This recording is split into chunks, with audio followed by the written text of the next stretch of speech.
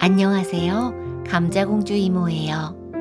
오늘은 그림 형제의 동화로 시작하겠습니다. 편안한 밤 되세요. 개구리 왕자. 울창한 숲이 우거진 나라에 아름다운 성이 있었어요. 이 성에는 3명의 공주가 살았어요. 3명의 공주 모두 예뻤지만 그 중에 막내 공주가 가장 아름다웠습니다. 막내 공주는 밖에서 황금공을 가지고 노는 것을 아주 좋아했어요.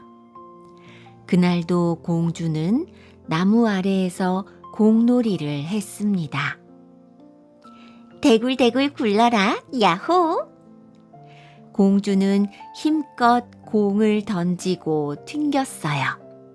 그런데 공이 대구르르 굴러 샘에 빠져버렸어요. 공주가 달려갔지만 공은 보이지 않았고 공은 이미 샘에 붕덩 빠져버렸지요.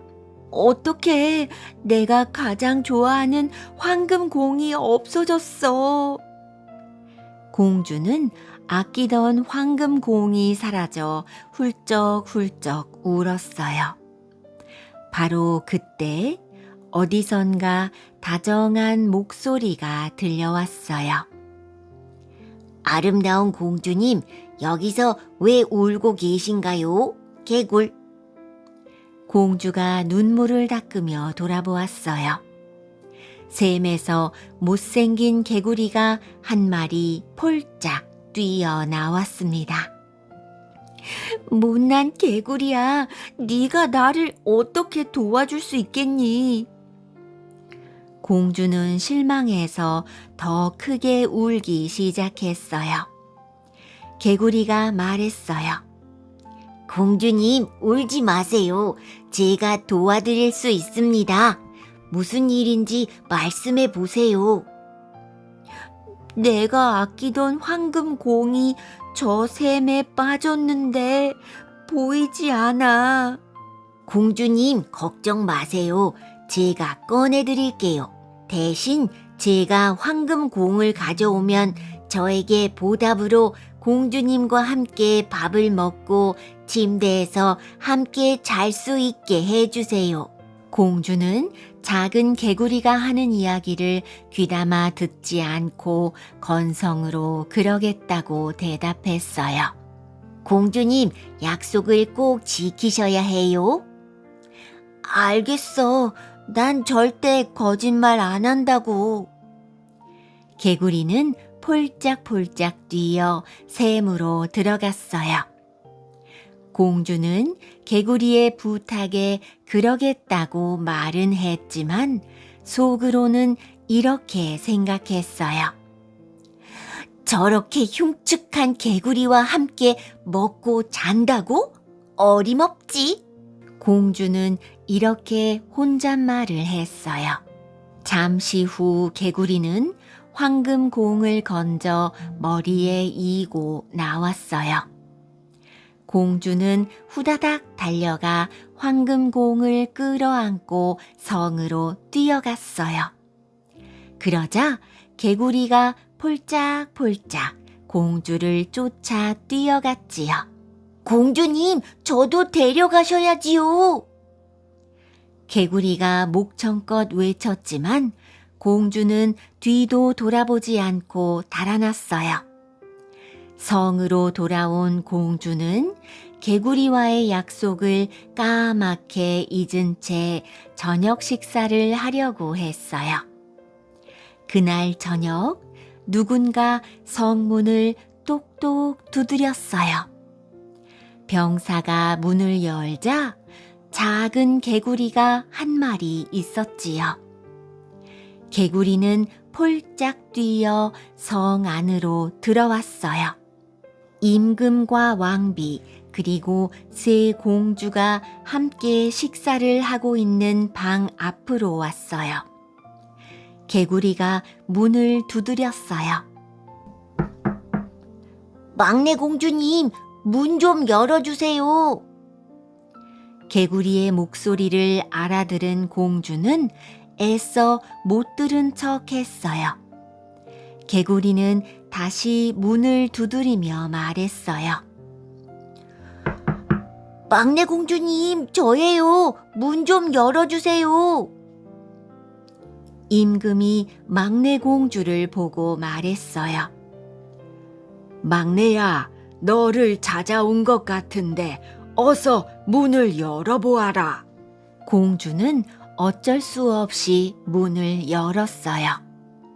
문 밖에는 개구리가 눈을 꿈뻑이며 앉아 있었지요. 공주님이 식사할 때 저도 같이 앉아있게 해주신다고 하셨잖아요. 어림없는 소리? 내가 왜 너와 함께 밥을 먹어야 하니? 징그러워. 저리 가. 공주는 문을 쾅 닫고 돌아섰어요. 그 모습을 본 임금이 물었어요. 막내야, 왜 그러니? 무서운 괴물이라도 나타난 것이냐? 아니에요. 징그러운 개구리가 자꾸 들어와서 같이 밥을 먹으려 하잖아요. 이야기를 가만히 듣고 있던 임금이 말했어요. 당장 문을 열고 개구리를 들여보내라. 네가 비록 개구리와의 약속이라도 네 입으로 한 말은 지켜야 하는 법이다. 임금의 호령에 막내 공주의 얼굴은 울상이 되었어요. 그러나 어쩔 수 없이 막내 공주는 문을 열어주어야 했지요. 개구리는 신이 나서 팔짝거리며 식탁으로 다가왔어요. 공주님 옆에서 먹을 수 있도록 식탁 위에 올려주세요. 결국 개구리는 공주 옆에 식탁 위에 앉아 음식을 먹게 되었어요. 공주는 창피하고 부끄러워 음식이 목에 걸려 체할 것만 같았어요. 식사가 끝나자 개구리는 막내 공주에게 이야기했어요. 이제 공주님 방으로 데려가 주세요. 공주는 울상이 되었어요. 그러나 개구리는 막내 공주를 따라 공주의 방으로 들어갔어요. 개구리는 공주의 방에 들어와 아무렇지도 않게 말했어요. 공주님, 저도 비단 침대 위에 올려주세요. 더러운 개구리가 내 침대에서 잔다고? 공주님, 저와의 약속을 잊으신 건 아니시겠지요? 그러자 공주가 머리끝까지 화가 나서 말했어요. 이 흉측한 개구리야, 저리 가! 공주는 벌떡 일어나 침대 위에 올라간 개구리를 벽에다 휙 던졌어요. 그러자 펑 하는 소리와 함께 흰 연기가 피어올랐어요. 공주는 너무 놀라 주춤주춤 뒤로 물러섰어요. 하얀 연기가 사라지자 푸른 눈을 가진 늠름하고 멋진 왕자가 서 있었어요. 왕자가 고개를 숙여 인사했어요. 공주님, 저를 구해주셔서 감사합니다. 당신은 누구신가요? 저는 달빛성에 사는 왕자입니다. 마녀의 마법에 걸려 개구리가 되어 살고 있었어요. 저는 그것도 모르고 저를 용서하세요. 공주는 너무 부끄러워 고개를 숙였어요. 아름다운 공주님이 나와 한 약속을 지켜야 마법에서 깨어날 수 있었습니다. 공주님은 저를 살려주신 은인이에요. 부디 저와 결혼해 주세요. 왕자가 공주에게 청혼했어요. 다음 날 아침 공주는 임금에게 어젯밤 있었던 일을 이야기했어요. 임금은 기뻐서 말했습니다. 막내 공주의 결혼식을 성대하게 치러주도록 하라. 온 나라 사람들이 공주와 개구리 왕자의 결혼을 축하해 주었어요. 결혼식을 마친 공주는 개구리 왕자와 함께 달빛 성으로 떠났어요. 둘은 오래오래 행복하게 잘 살았답니다. 대단한 도둑. 옛날 어느 마을에 가난한 부부가 살았어요. 초라한 오두막에 사는 늙은 부부는 조촐하게 식사를 하고 마당에 나와 바람을 쐬고 있었어요. 그때 마차 한 대가 먼지를 내며 다가오더니 부부의 집 앞에 멈추었어요. 그 마차는 화려한 장식으로 번쩍거렸지요. 마차 안에서 멋지게 차려입은 신사가 내렸어요. 신사는 부부에게 뜻밖의 부탁을 했어요. 제가 시골 음식을 먹고 싶은데 요리 좀 해주시겠습니까?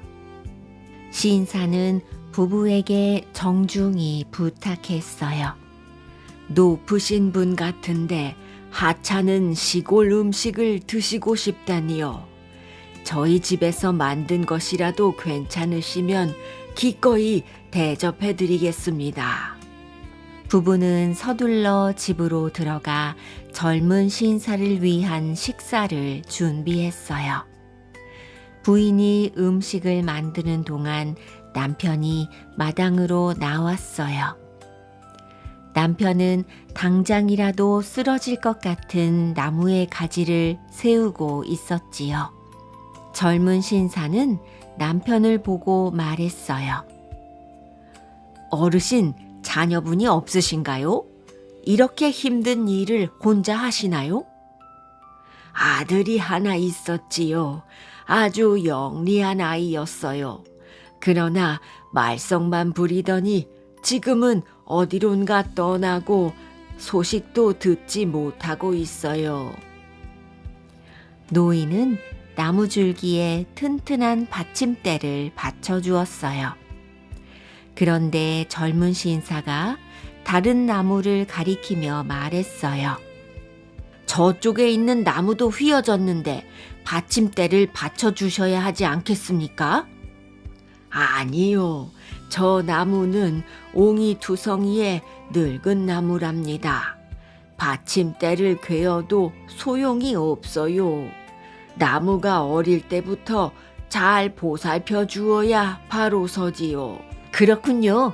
어르신의 아드님도 어릴 때 잘 보살펴 주었으면 그렇게 떠나지 않았겠군요. 당신 말이 맞아요.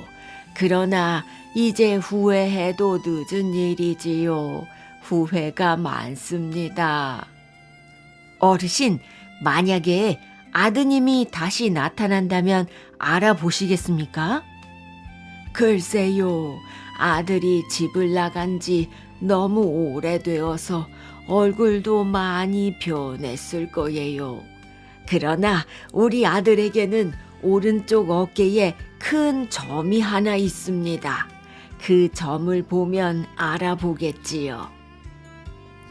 그러자 젊은 신사가 셔츠를 벗고 자기 어깨에 점을 보여주었어요. 남자는 깜짝 놀랐어요. 대리, 내 아들이 왔구나. 늙은 아버지는 아들을 끌어안고 와락 눈물을 흘렸어요. 맨손으로 집을 나간 네가 어찌 이리 훌륭한 사람이 되어 돌아왔단 말이냐. 참으로 장하구나. 노인은 아들을 보고 무척 기뻐했어요. 아버지, 저도 저 나무처럼 옹이투성이로 자랐습니다. 저에게도 상처가 너무 많아요. 그래서 저는 도둑이 되었습니다. 뭐라고? 도둑이 되었다고? 도둑이긴 하지만 뛰어난 재주를 가진 도둑이에요.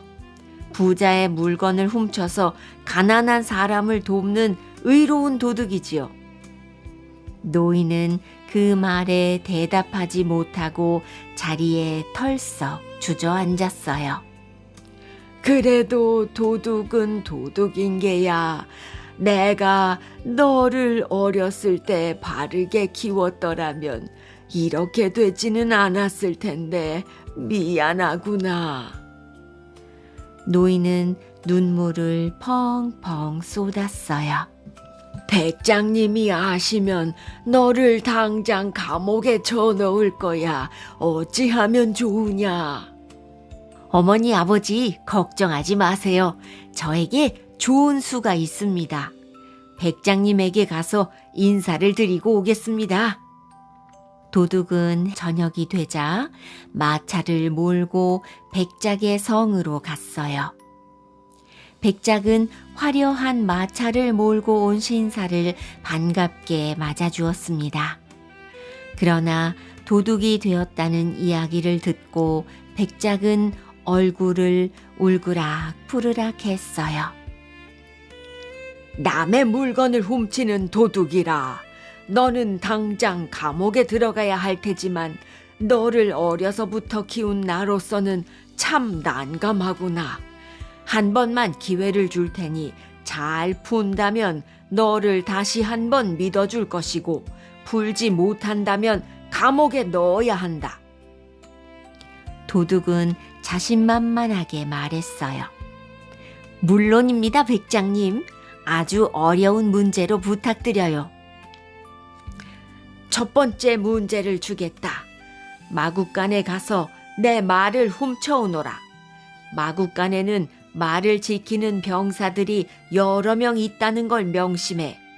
두 번째, 나와 내 아내가 자고 있는 동안 아내의 손에 낀 반지를 빼오너라. 침대 시트도 함께 가져와야 해. 마지막으로 세 번째 문제, 교회에 가서 목사님과 집사를 납치해 오도록 해라. 이 세 가지를 완수한다면 너를 용서해 줄 것이고 하나라도 실수를 하면 내 인생은 마음먹은 대로 되지는 않을 것이야. 네, 알겠습니다, 백장님. 도둑은 그 길로 마차를 몰고 사라졌어요. 도둑은 한참을 달려 초라한 오두막에 도착했어요. 그곳에 살고 있는 늙은 할머니에게 돈을 주고 할머니의 옷을 빌려 입었어요. 그리고 할머니가 담근 술을 한 병 얻어 나왔어요.